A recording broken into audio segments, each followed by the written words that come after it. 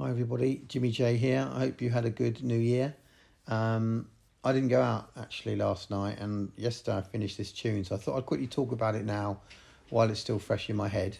So I sort of ended up, I just went in the studio. I had no real plan, to be honest, and I was just sort of messing about, and I ended up taking an old piano riff from another tune and just mucking about with the notes, and it ended up being really quick, really fast piano, which I was pretty happy with actually. Anyway, it sounds like this.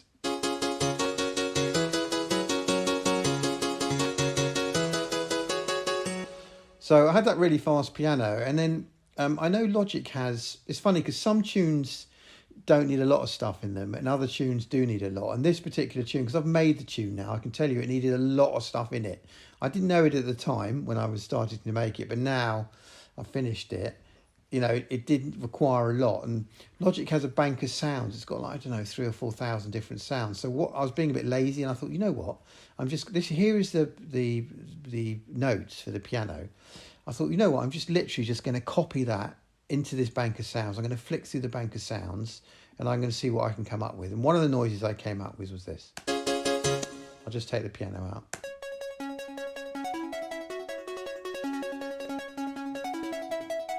Which, you know, on its own, to be honest, is a little bit feeble.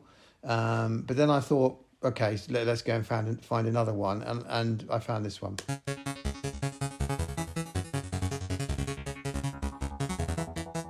Which, you know, the thing is, you don't want to fill your tune up too much, because the more you fill it, the harder it becomes, because each sound has to have its place within the track. So I've probably overfilled this, to be honest with you, but I don't know, it's the only way I could get it really to work. So if I just play you now what I ended up with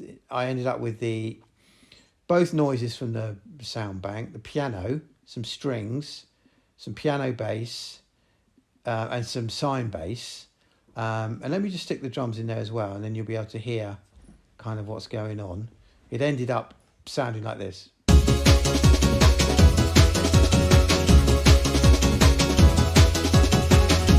Which actually sounds okay, but when I came out of the sort of breakdown, you know, the piano and vocal bit, and came into that, it just didn't have enough welly. I don't know why, it's really frustrating. So what I did was I went and I found a stab, and I just, again, followed the piano with the stab. I took this stab here.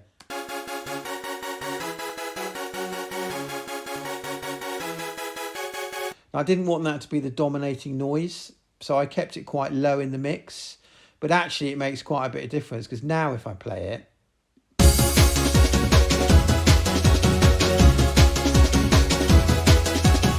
suddenly it's got some real welly to it. So it's funny how I shouldn't really have all this stuff going on in there. It's going to be a nightmare to mix down, but it's the only way I could get it to work. You know, a lot of this stuff is about trial and error. It's just about trying stuff. And talking of trying stuff, the next thing, of course, was the vocal. I must have tried 10 different vocals before I found one that worked. And even then, actually, I've ended up using mainly little snippets of her. I have used some bits of her vocal, but I discarded a lot of it. Anyway, this is what I found, and this is what I ended up using.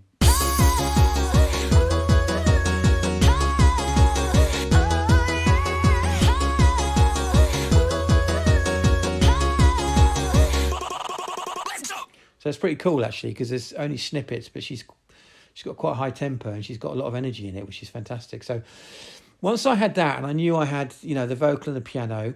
By the way, when I first found the vocal, it was out of key with the piano, but what you can do on Logic, you can do on all DAWs, is you can transpose it. So you can take all the notes and you can move them up and down the keyboard.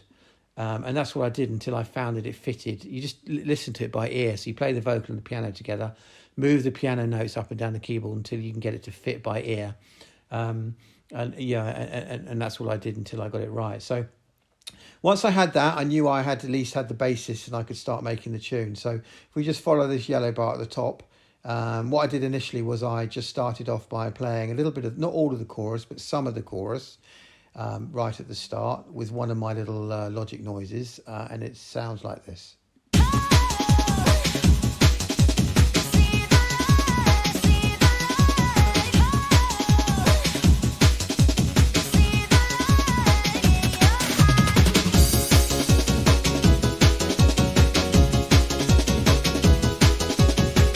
Now, I've become a big fan recently. I never did it when I was working with Chris. I don't know why we didn't do it, and I never did it with Triple J.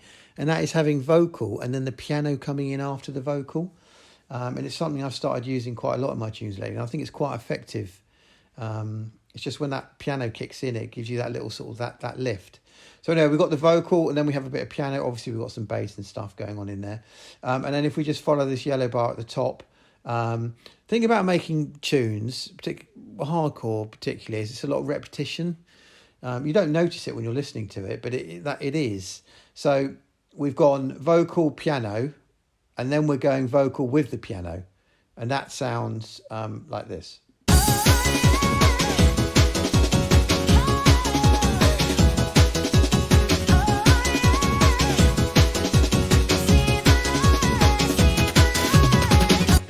So we've got that going on, then we've got another verse going on there. And then I decided that was the point that we were going to drop in the tune, because hardcore, as you know, hardcore always drops at some point. And because I've got the piano coming in after this, so again, we're working below this yellow line at the top. Because we've got the piano coming in after all of that, the most effective that you can do is drop into as little as possible, but obviously it needs to sound right. And I found a little bit of verse I'm going to play in here now. But when I initially drop, I just have strings, bass, one of my little noises from Logic, and that's it. That's all I've got. And I've got a little sweepy noise, but that doesn't really do much. So I basically drop into this.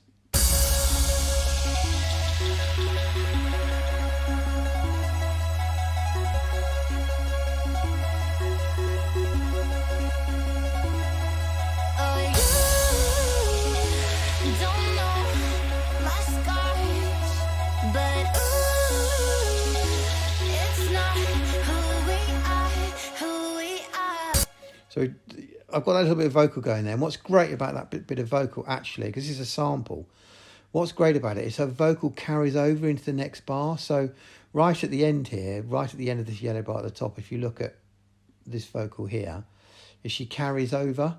And when you've got a piano coming in after that, it can be really effective. So what I'll do is I'll just play from, I'm probably not making any sense, I'll just play it from here so you can hear her vocal coming in, and then I go into the piano with, and I decided to bring the kick over the piano as well.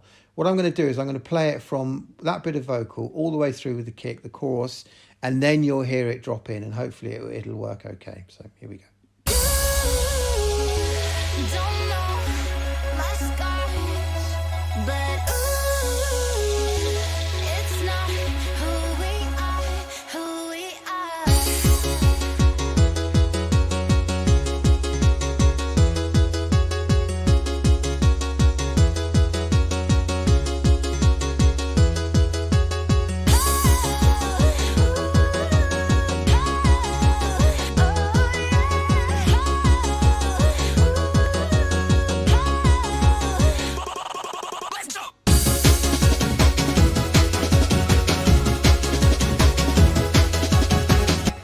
So that works pretty well, I think. So you've got like a quiet bit, then you've got the piano with the kick behind it, which really picks it up, and then boom, we're in with all this stuff.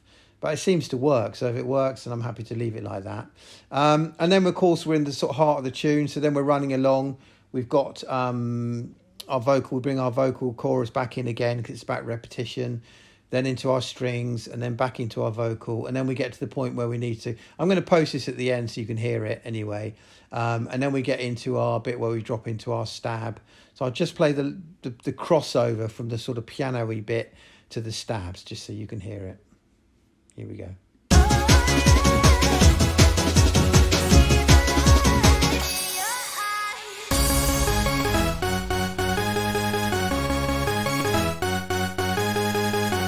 So it's a pretty sweet crossover. They're not in the same key. I know that because I tried to get it in key and I couldn't, and I'm completely useless at it. But what I did was I left a little gap, this little gap here. I don't know if I can show you. But again, we're working below the yellow line. You see that spacey little gap. There's nothing in there except her vocals. If I just play it, you can hear it. So that's all there is. And because there's that little gap between the piano and the stab, it means you can get away with stuff generally if it's not in key. Not always, but it generally you can get away with it. In this case, it works okay, thank goodness. So then we go into our stab, and then we come out of our stab. Again, we're now out of our stab and we're off and running. It sounds like this. I'll quickly play you a bit.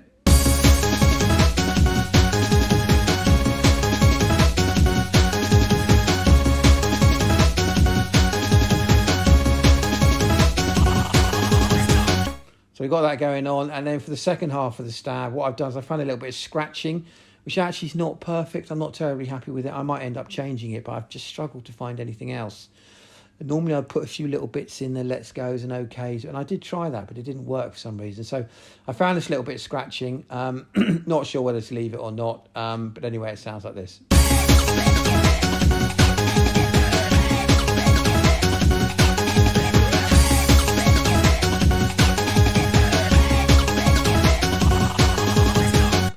So, and then that carries on. We've got the hi-hats coming in, and then we're back into, we drop again, but this time we drop into, with the vocal right at the start rather than having a little break. And then we're into the piano, and then we're into the piano, and I'll just play it for you. I'll just play this bit from here so you can hear it.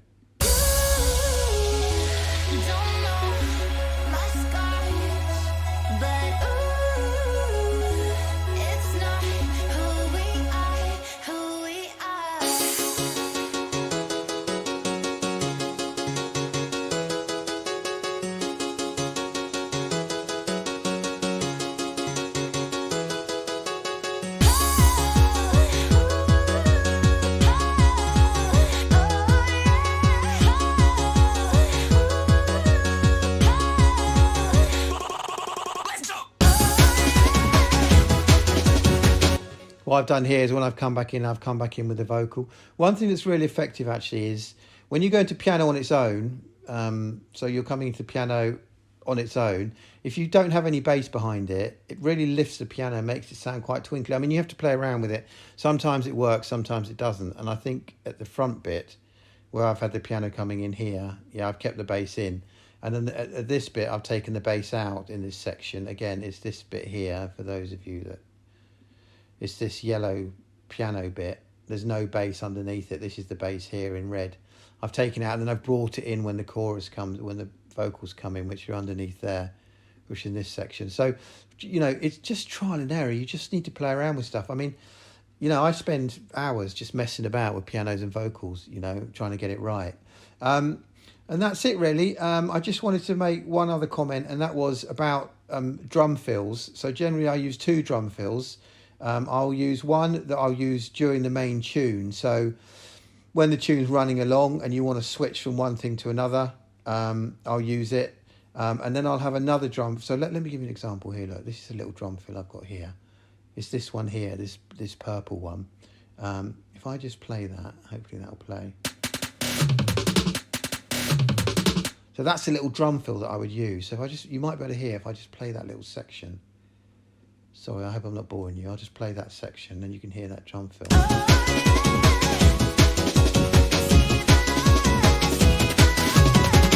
mean, you can't hear it that well, but it is there.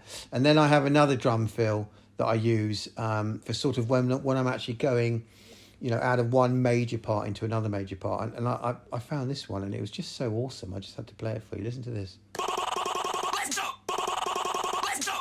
Oh, that's wicked. I mean, to find something like that is... I mean, you can build something like that, but yeah, it can take a little while. It's easy just to find them. You can go online. All this stuff's available online. You just need to have a bit of time and do a bit of searching. So that's it, guys. The track's called See the Light. I don't know what I'm going to do with it. I hope you like it. Love to hear your comments below underneath. Yeah, and I'll see you next time. Thank you.